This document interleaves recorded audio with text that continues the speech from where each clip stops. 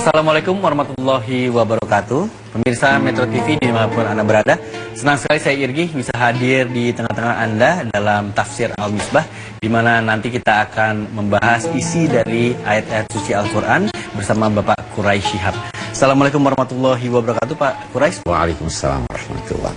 Baik, Pak Quraisy dan juga pemirsa, tentunya kali ini kita akan membahas surat Al-Hajj, di mana surat Al-Hajj sudah kita bahas di episode sebelumnya. Namun kali ini yang akan dibahas adalah ayat 73 sampai 78. Dan pemirsa, untuk ayat 73 sampai 78 ini secara garis besar isinya mengenai sesembahan selain Allah dan kelemahannya serta sifat Allah yang Maha mengetahui.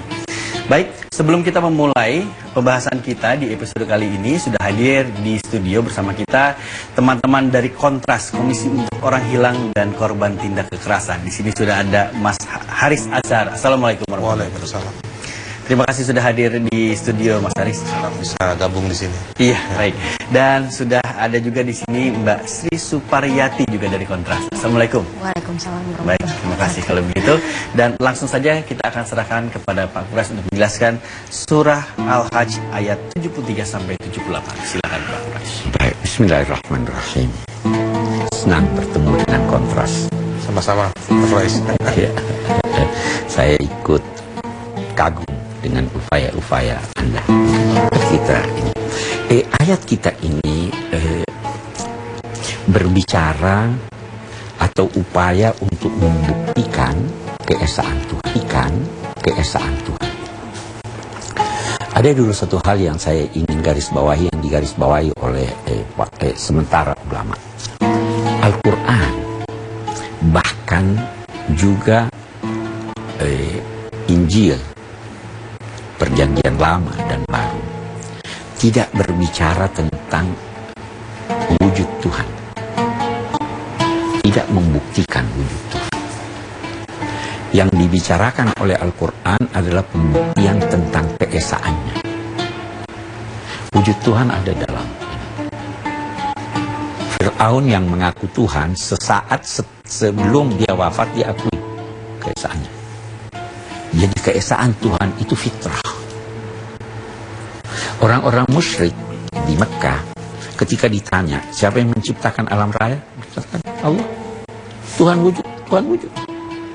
Tetapi dia mempersekutukannya. Itu sebabnya kata ulama-ulama, kita tidak perlu bertepuk tangan kepada orang-orang yang membuktikan wujud Tuhan dengan akalnya. Karena dengan akal pun orang bisa membuktikan bahwa Tuhan tidak ada. Orang komunis dengan akalnya dia buktikan.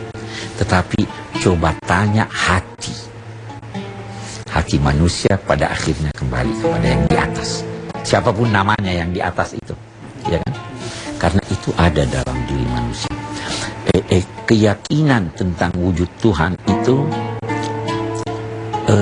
fitrah, dalam arti tidak bisa diabaikan, walaupun bisa ditangguhkan.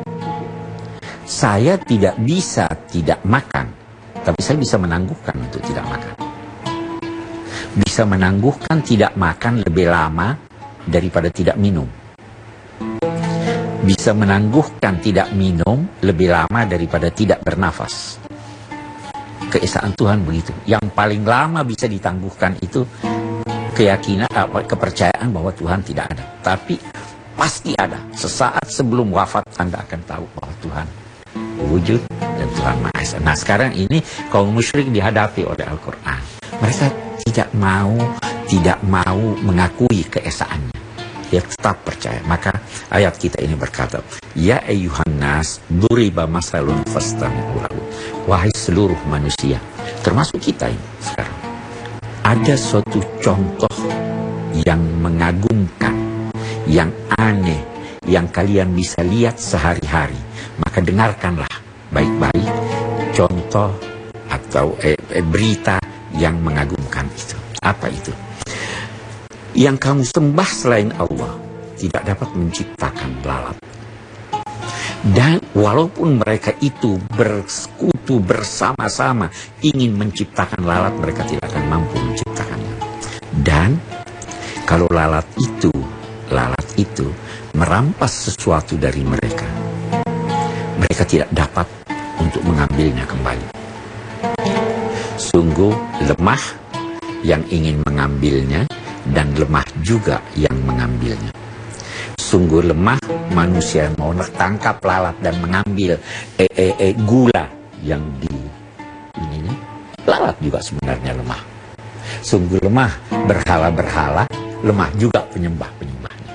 Nah, kita berhenti sejenak di sini. Mengapa Tuhan memberi contoh lalat? Bukan tidak memberi contoh gajah. Karena lalat diremehkan. Oh, diremehkan.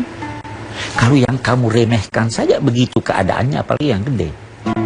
Lalat diremehkan tapi bahayanya sangat besar. Bisa merenggut nyawa. Kamu tidak bisa apa-apa. Lalat kotor. Jangankan itu. Kalau Anda mau tidur, lantas ada lalat yang bunyi, bisa tidur. Satu aja. Bunyi. Jadi Tuhan memberi contoh itu Tuhan ciptakan untuk satu tujuan, pemeliharaan ekosistem kah, atau makanan untuk binatang lain kah, binatang yang kita butuhkan kah. Nah, sekarang kita bertanya, mengapa dikatakan di sini kalian tidak dapat mengambil lagi apa yang diambil oleh lalat? Karena begini, kata sementara ilmuwan, di belalai lalat itu, ketika dia mengambil sesuatu itu, ada zat yang mengubah gula ini tadi ke cairan yang sudah berbeda dengan gula. Jadi kalaupun Anda tangkap, Anda ini sudah tidak bisa Anda ambil. Ini contoh yang tidak mungkin disampaikan kecuali oleh yang Maha Mengetahui. Anda jangan berkata cloning. Ya toh? Sebenarnya cloning itu bukan mencipta. Bahan-bahannya dari mana toh? Bahan-bahan yang dicipta Tuhan. Kambing kah, atau katakanlah manusia kah? Itu. Jadi bukan dia yang mencipta. Yang mencipta tetap Tuhan yang Maha Esa itu. Nah, ini diberi contoh. Kalian kok sembah-sembah itu, padahal yang kalian sembah itu lalat saja. Kalian beri madu, itu biasanya di sana dikasih madu, dikasih parfum, datang banyak lalat. Anda yang pasang supaya itu madu itu lalat terus melekat di berhala, ini lalat ambil, Anda tidak bisa cegah. Karena dia Maha Kuasa. Maka qadarullah haqqa qadri. Mereka itu tidak memberikan penghormatan yang wajar kepada Tuhan. Kenapa? Dianggap ada sekutunya. Itu bukan memberikan penghormatan. Wa innallaha laqawiyyun aziz. Allah itu Maha kuat, lagi Maha mulia. Saya kira kita lanjutkan nanti pembahasan apa artinya Allah Maha kuat, lagi Maha mulia. Baik, kalau begitu Pak Quraisy, kita rehat sejenak. Untuk itu pemirsa, tetaplah bersama kami di Tafsir Al-Misbah. Jadi kemuliaan tidak. Nah, Allah ini Maha mulia karena tidak ada yang dibutuhkan sama dengan kebutuhan kita kepadanya. Allah tidak ada samanya. Matahari itu bisa dikatakan mulia, tapi kan banyak matahari yang lain. Jadi kemuliaannya tidak sama, walaupun kita butuh matahari. Yang ketiga, itu tadi, tidak mudah disentuh. Kita tidak mengenal Allah, kecuali apa yang dia perkenalkan kepada kita tentang dirinya.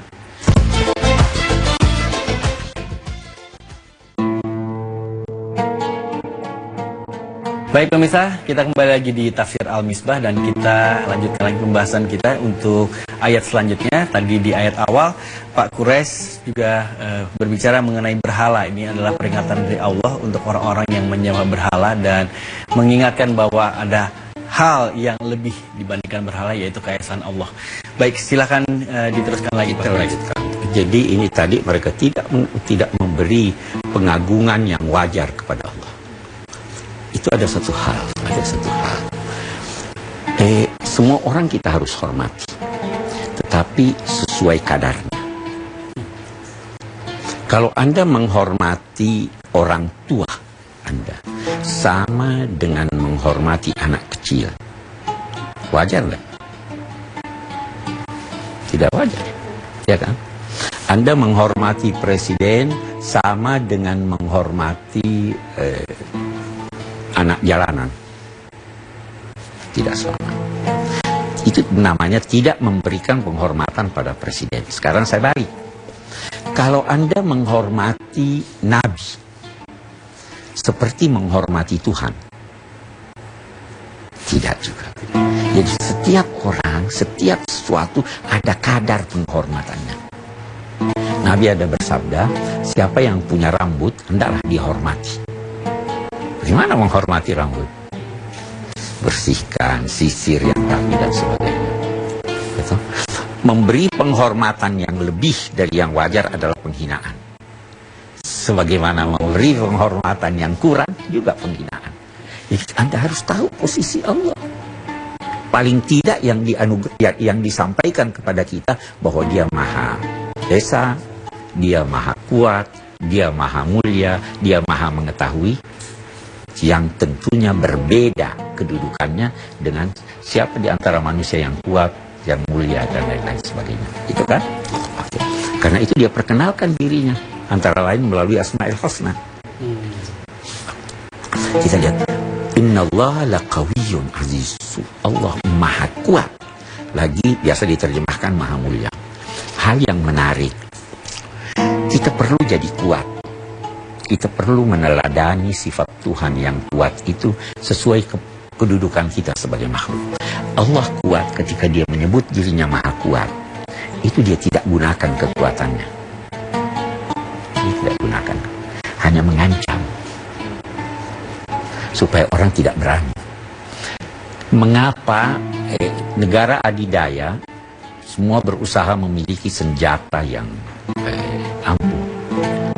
Dia tidak gunakan kan? Untuk menjaga jangan sampai orang menyerang dia. Ya kan begitu. Tuhan juga begitu ketika Dia katakan saya Maha Kuat. Kita dalam Islam disuruh mempersiapkan kekuatan menghadapi musuh. Bukan untuk menggunakan kekuatan itu. Tapi mencegah orang untuk ini. Terus mulia. Kita biasa aziz diartikan mulia. Mulia itu ada 3 syaratnya. Yang pertama dibutuhkan. Kalau ada orang tidak dibutuhkan bukan orang mulia. Yang kedua jarang samanya. Jarang kita butuhkan, tapi banyak kalau semakin jarang apalagi tidak ada samanya, semakin mulia dia. Kemudian yang ketiga yang dinamai mulia itu yang tidak mudah Anda sentuh, yang tidak mudah Anda berada di lingkungannya. Kenapa ada orang-orang merasa mulia kalau harus antri minta waktu untuk ketemu? Itu karena jadi kemuliaan tidak. Nah Allah ini Maha Mulia karena tidak ada yang dibutuhkan sama dengan kebutuhan kita kepadanya. Allah tidak ada samanya. Matahari itu bisa dikatakan mulia, tapi kan banyak matahari yang lain. Jadi kemuliaannya tidak sama, walaupun kita butuh matahari. Yang ketiga, itu tadi, tidak mudah disentuh. Kita tidak mengenal Allah. Kecuali apa yang Dia perkenalkan kepada kita tentang dirinya.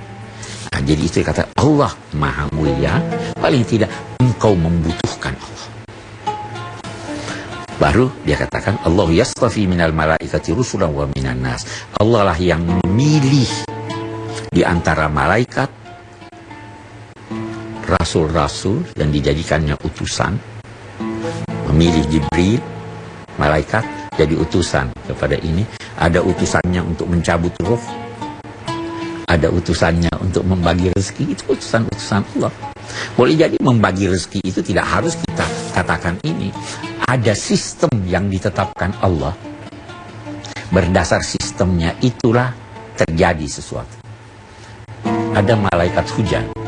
Kita bisa berkata sistem yang diciptakan Allah, angin, matahari, ini menguap, itu kata Syekh Muhammad Abu boleh jadi itu bagian dari malaikat yang dinamakan agama malaikat. Tapi Kita tidak tahu persis. Boleh jadi juga memang ada malaikat yang begitu. Allah menetapkan itu yang memilih, dan memilih juga dari manusia rasul-rasul. Rasul itu pemilihannya hak prerogatif Allah. Kalau sudah hak prerogatif Allah, Anda jangan lagi berkata kenapa. Innallaha sami'un basir. Sesungguhnya Allah Maha mendengar lagi Maha melihat. Dia mengetahui apa yang di hadapan dan apa yang di belakang manusia, apa yang telah dikerjakan dan apa yang direncanakannya. Dia mengetahui baik itu manusia maupun itu makhluk, dan kepadanya lah kembali segala urusan. Semua persoalan pada akhirnya kembali kepada Tuhan. Tidak ada kekuatan untuk menampik madarat, tidak ada kemampuan untuk mendapatkan manfaat kecuali atas izin Tuhan. Itu yang dimaksud. Baik, Pak Kores, sebelum kita lanjutkan lagi, kita akan rehat lagi sejenak karena kita akan lanjutkan di segmen selanjutnya. Dan pemirsa, tetaplah bersama kami di Tafsir Al-Misbah. Agama itu kembali pada Anda. Tidak ada kesulitan, tidak ada sesuatu yang memberatkan yang ditetapkan Tuhan dalam agama. Karena begitu berat, ada jalan keluar.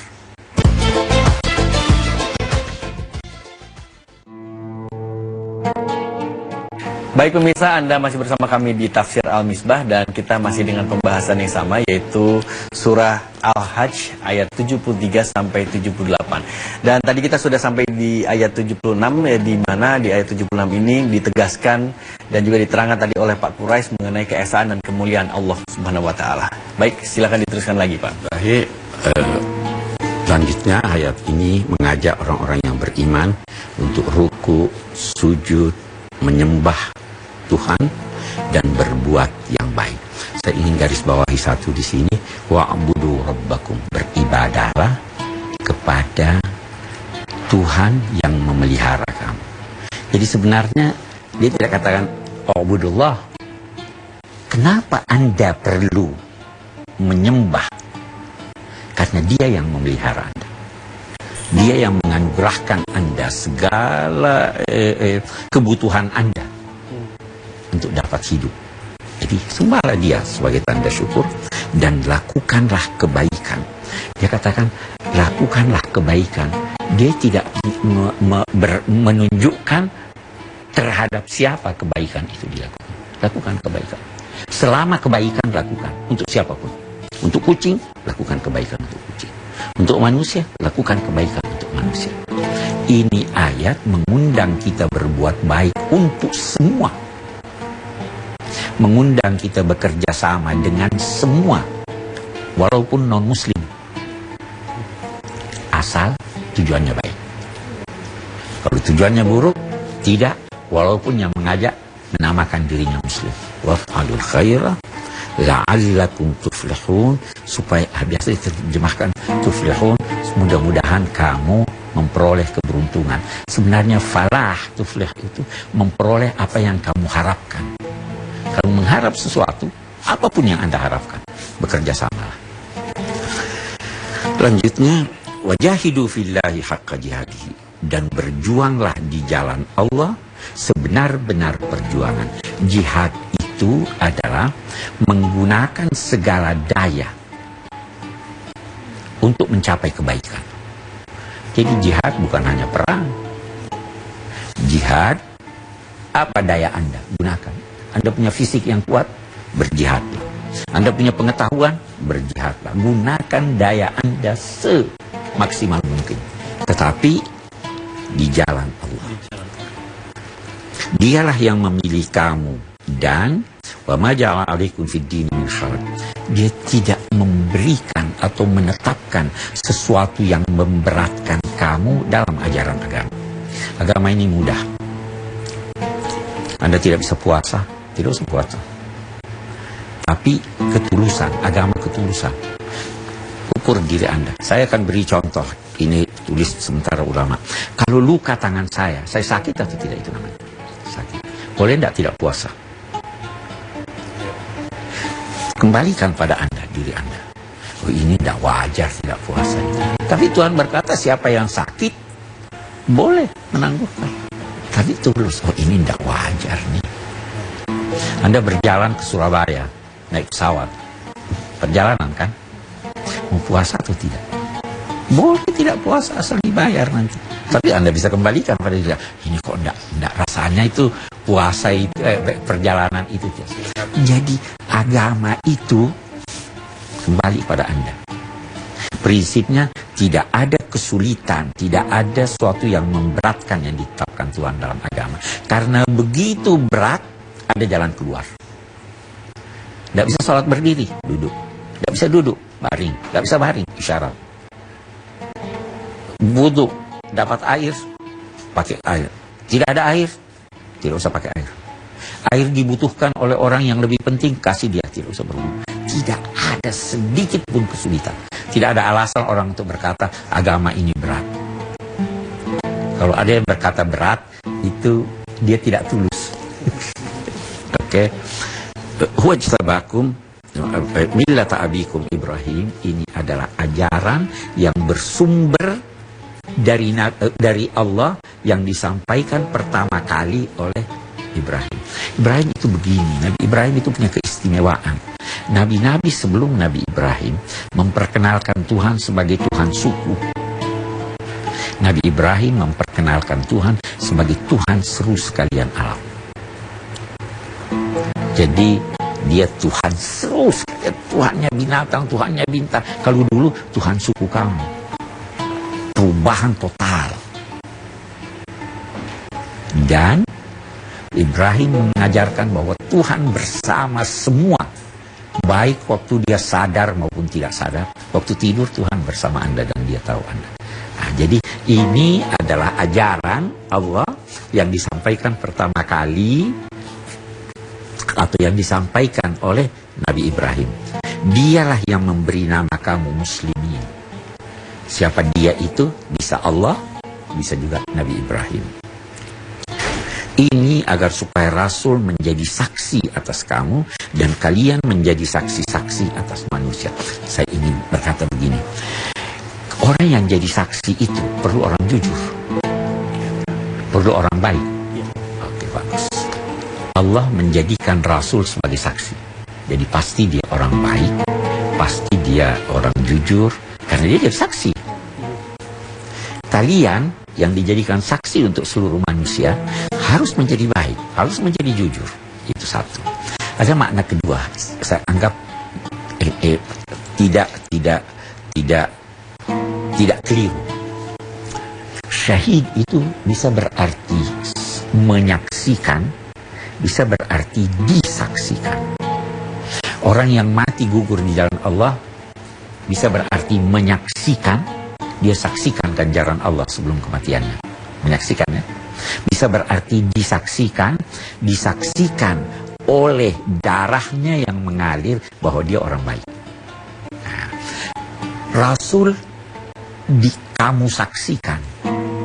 Dalam arti kamu jadikan dia patron yang kamu saksikan. Dan kamu mestinya setelah menjadikan Rasul sebagai patron kamu, oh begini toh Rasul, orangnya jujur, orangnya baik, kamu harus menirunya. Supaya apa? Supaya orang semua menyaksikan kamu bahwa ini orang baik.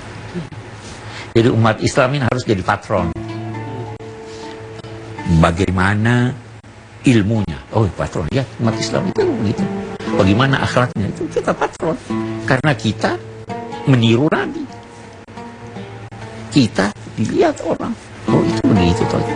Ini sekarang nggak ada kan itu ya. Hampir tidak ada. Kita harus jujur. Karena kita tidak meneladani Nabi. Nabi pemaaf. Nabi membawa rahmat.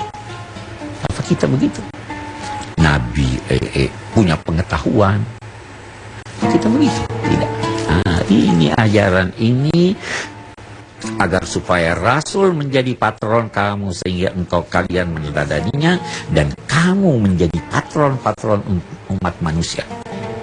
Maka karena itu laksanakanlah sholat, keluarkanlah zakat, berpegang teguhlah pada tali Allah.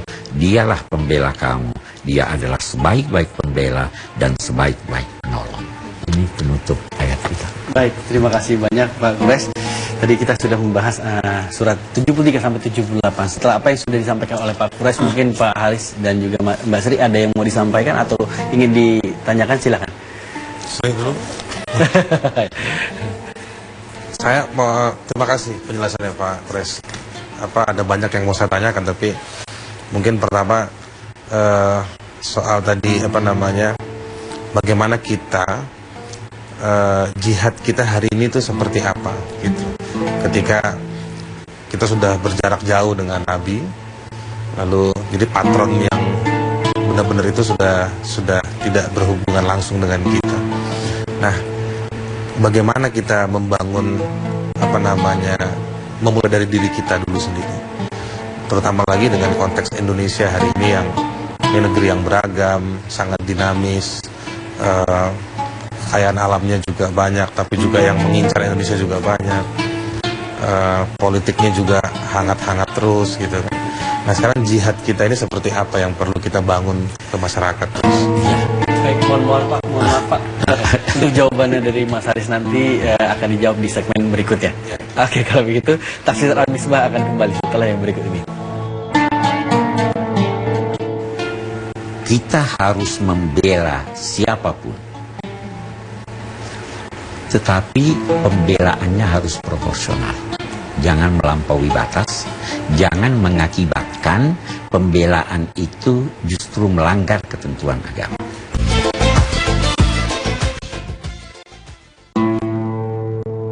Baiklah pemirsa, Anda masih bersama kami di Tafsir Al-Misbah, dan kita akan kembali ke Pak Quraisy untuk menjawab pertanyaan yang diajukan tadi oleh Mas Haris. Silahkan Pak Quraisy. Jadi begini, jihad kan seperti apa yang kita katakan tadi, mencurahkan segala tenaga, segala yang berkaitan dengan diri Anda untuk tujuan yang baik. Jadi ada kesalahpahaman, dianggapnya ketika Allah berfirman, jahidu bi amwalikum wa anfusikum, berjihadlah dengan harta kamu dan jiwa kamu, diartikan jiwa. Sebenarnya bukan jiwa, bukan hanya jiwa, bukan nyawa, atau bukan hanya nyawa, supaya kita tidak lebih tapi segala yang berkaitan dengan totalitas Anda. Waktu berkaitan dengan Anda atau tidak? Tenaga berkaitan dengan Anda atau tidak? Pikiran berkaitan dengan Anda atau tidak? Berjihadlah dengan itu segalanya. Karena kita tidak bisa berada tanpa terikat dengan waktu. Kita tidak bisa berada tanpa terikat dengan tempat. Kita punya tenaga. Berjihadlah dengan itu. Lalu sesuaikan apa yang harus Anda curahkan sesuai dengan target dan sasaran yang Anda hadapi. Jadi tidak semua harus dibunuh, tidak semua harus bisa jadi dengan uang. Nah, yang pertama ditekankan oleh Al-Quran adalah berjihadlah untuk mencapai ilmu. Kan Iqra. Berjihadlah dengan mempelajari nilai-nilai ilahi. Itu sebabnya di Mekah belum ada perintah atau izin berperang, tapi sudah ada perintah jihad. Wajahidhum bihi jihadan kabira. Berjihadlah dengan Al-Quran, dengan nilai-nilainya. Sebarkan nilai-nilai itu. Penyebarannya itu bukan hanya dengan bicara, penyebarannya dengan contoh teladan. Itu jihad yang kita. Jadi tidak harus dengan nyawa. Terkadang perlu dengan nyawa, tetapi itu juga harus dengan berpikir, apakah dampaknya akan lebih baik atau dampaknya lebih buruk. Jangan melakukan suatu tindakan untuk memberantas sesuatu yang dampaknya lebih buruk dari sesuatu itu. Saya biasa berpikir begini. Dulu tuh ada orang-orang yang melakukan kejahatan terhadap Nabi luar biasa, sehingga sebenarnya sudah bisa dijatuhi hukuman mati. Tapi Nabi jangan jatuhin. Kenapa? Dampaknya buruk. Bisa jadi kalau saya perintahkan dia dibunuh, orang mendiskreditkan Islam. Jadi walaupun sanksi hukumnya yang tertulis begitu. Sewaktu Aisyah dituduh berselingkuh, mencemarkan nama baik. Itu kan ada sanksinya. Yang memimpin, yang menyebarkan pertama kali isu itu tidak dikenai sanksi. Kenapa? Dampaknya luar biasa. Saya kira ini yang harus menjadi perhatian kita ketika menghadapi pencemaran nama baik terhadap siapa. Lihat dampaknya, lebih baik atau akan lebih buruk. Ya kan? Itu kita teladani Nabi. Nabi juga begitu kok. Ya, kita kalau melihat, taruhlah kalau memang patron kita saat ini memang hanya kepada Al-Quran karena Rasulullah sudah tidak ada. Ya. Kita harus menilai sendiri lagi ya. Iya, disitulah kita harus berpikir. Setiap melangkah itu, harus langkah itu didahului oleh pemikiran yang matang. Kita disuruh antara lain, ada istilah halim. Halim itu adalah seorang yang bisa menahan amarahnya untuk memberi kesempatan, dan dia mampu untuk membalas, tapi memberi kesempatan kepada yang bersalah untuk berpikir ulang dan menyesal, atau menangguhkannya untuk suatu waktu yang lebih maslahat. Jangan langsung ini. Itu kan contoh yang dia. Dan saya ingin memastikan bahwa berlaku baik ini tidak semata-mata dikuasai oleh satu kelompok saja. Ya. Kewajiban berlaku baik ini untuk semua. Untuk semua. Dan berlaku juga tujuannya untuk semua. Untuk semua. Karena apa? Untuk semua ini. Dan kalaupun kita berkata untuk semua, bukan hanya manusia. Ya. Rahmat untuk seluruh alam. Anda bisa mengeruk sebanyak mungkin hasil tambang. Tapi apa Anda pikirkan generasi mendatang? Apakah Anda pikirkan kelanjutan wilayah itu untuk sesuatu? Jangan habiskan dong. Harus ada rahmat, ada kasih sayang kepada semua. Proporsional. Harus proporsional. Baik. Mbak Sri, ada yang ingin ditanyakan? Silakan. Iya, makasih Pak. Tadi Bapak menyebutkan kalau Allah itu kan mulia, gitu ya. Kata lainnya adalah kuat, gitu kan. Saya mungkin pengen tanya sekiranya bagaimana dengan manusia sendiri gitu loh. Kadang kan manusia juga punya keterbatasan gitu kan, kekuatannya sampai di mana. Dan bahkan kadang-kadang manusia merasa bahwa mereka harus berperang karena melihat Allah itu sudah harus dibela gitu. Nah, pesan dalam konteks seperti itu menurut Bapak seperti apa dengan konteks yang sekarang ini gitu? Kita harus membela siapapun. Tetapi pembelaannya harus proporsional. Jangan melampaui batas, jangan mengakibatkan pembelaan itu justru melanggar ketentuan agama. Kemaslahatan itu perlu dipertimbangkan. Perlu kita pertimbangkan. Jadi kita bela, tapi jangan itu ada ungkapan kata Nabi, belalah saudaramu, benar dia ataupun salah. Sahabat kaget. Iya, kalau yang salah, yang benar kita bela wajar. Tapi kalau yang salah perlu dibela. Nabi menjawab, bela dia dengan mencegahnya melakukan kesalahan. Kita bela. Jadi sebenarnya ketika Anda berusaha untuk menjelaskan, itu pembelaan kepada yang bersangkutan. Ya. Saya kira demikian itulah hendaknya. Sehingga tidak terjadi penganiayaan. Ketika kontras misalnya menuntut ini dan itu, kalau memang tujuannya itu supaya keadilan nampak, supaya kebenaran muncul, itu sesuai dengan ajaran agama. Tinggal lagi disesuaikan bagaimana upaya ini dengan kondisi objektif dalam satu masyarakat. Baik, mudah-mudahan terjawab Mas Sri. Kita masih ada kesempatan lagi untuk pertanyaan selanjutnya di segmen terakhir nanti. Dan untuk itu pemirsa, tetaplah bersama kami di Tafsir Al-Misbah. Memang ada yang berkata begini, Anda boleh melakukan apa saja asal tidak melanggar hak orang lain. Itu minimal begitu. Tapi kalau dia ambil hak-hak saya, itu suatu kezaliman. Tapi jangan juga tuntut berlebih. Jangan menjatuhkan hukuman atau sanksi yang melebihi kadar kesalahannya. Nah, ini biasa kita kedua hal ini terjadi. Ada yang menuntut lebih dari yang semestinya.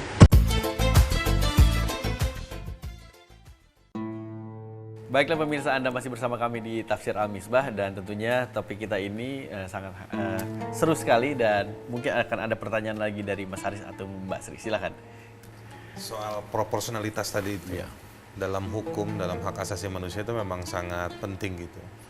Dan saya tadi senang mendengarnya karena itu memang jadi rujukan kerja kita juga soal membela itu sesuai energi kita, sesuai kemampuan kita, tidak boleh berlebihan juga.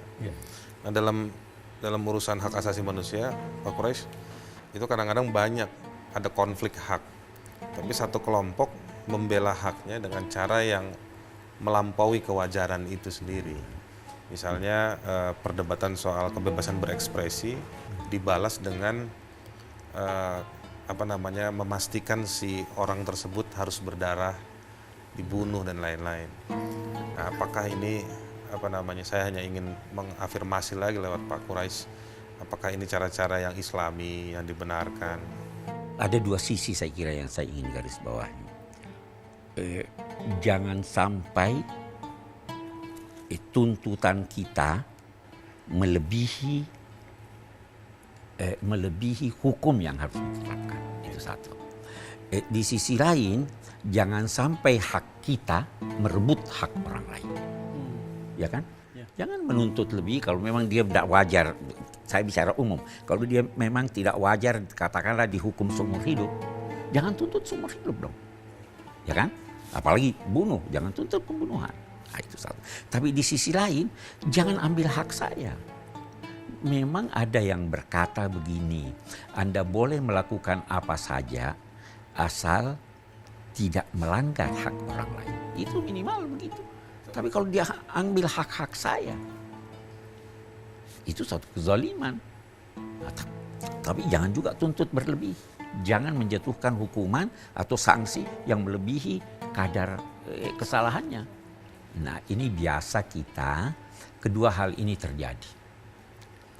Ada yang menuntut lebih dari yang semestinya. Dulu di dalam buku-buku fikih itu ada dikatakan ada orang-orang yang mengemukakan pendapat-pendapat yang sebenarnya masih dapat ditoleransi, tapi ada ulama yang berkata itu sudah harus dibunuh. Ini nggak benar. Kebebasan berpendapat walaupun kita berbeda tidak harus dibunuh. Kita mari diskusi mas ini. Kita harus menghormati pendapat siapapun.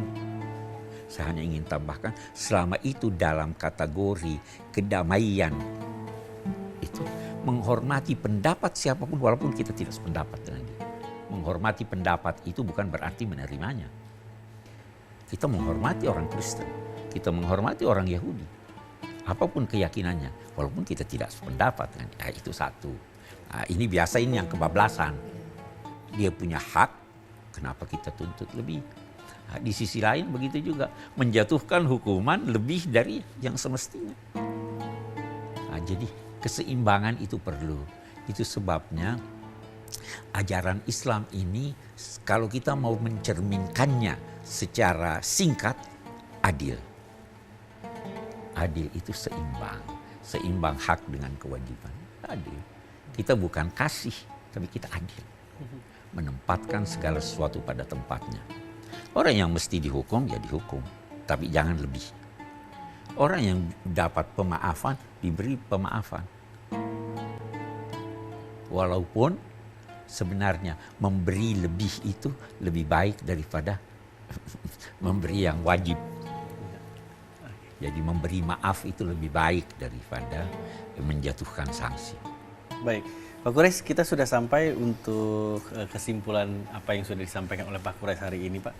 Oke, mari kita lihat kesimpulan kita. Mari kita lihat kesimpulan kita. 73. Apa yang disembah selain Allah remeh dan tidak memiliki kekuatan. Siapapun selain Allah itu remeh. Tidak.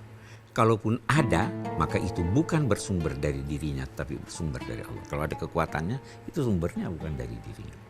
Allah tidak dapat dibandingkan dengan sembahan kaum musyrik. Betapa bisa dibandingkan Padahal lalat yang demikian remeh, lemah, kotor, tidak diciptakan dan dihalangi gangguannya oleh sesembahan itu. Seorang muslim harus mengagungkan Allah dengan pengagungan yang semestinya, yakni tidak menyatakan, tidak menyandangkan kepadanya sifat-sifat buruk atau tidak wajar disandangnya, serta menetapkan untuknya semua sifat kesempurnaan dan keindahan yang wajar untuknya. Saya ingin berkata begini, biasanya manusia, dia baru dikatakan sempurna kalau punya anak, ya. Ya kan? Hidup di masyarakat. Untuk di masyarakat kan dianggap baru sempurna, itu penilaian masyarakat. Terus saya akan berkata begini, Tuhan punya anak, itu tidak wajar. Karena ukuran kewajaran pada Tuhan berbeda dengan ukuran kewajaran terhadap manusia. Jadi kita menghormati, mengagungkannya sesuai yang wajar. Terima kasih banyak Pak Quraisy untuk apa yang sudah disampaikan di hari ini, dan kami juga dari Tafsir Al-Misbah mengucapkan terima kasih banyak kepada Mas Haris dan juga Mbak Sri yang sudah hadir di sini, dan semoga apa yang disampaikan oleh Pak Quraisy tadi dapat bermanfaat untuk kita semua. Akhir kata saya Irgi, mohon undur diri dulu sampai bertemu lagi di Tafsir Al-Misbah berikutnya. Wassalamualaikum warahmatullahi wabarakatuh.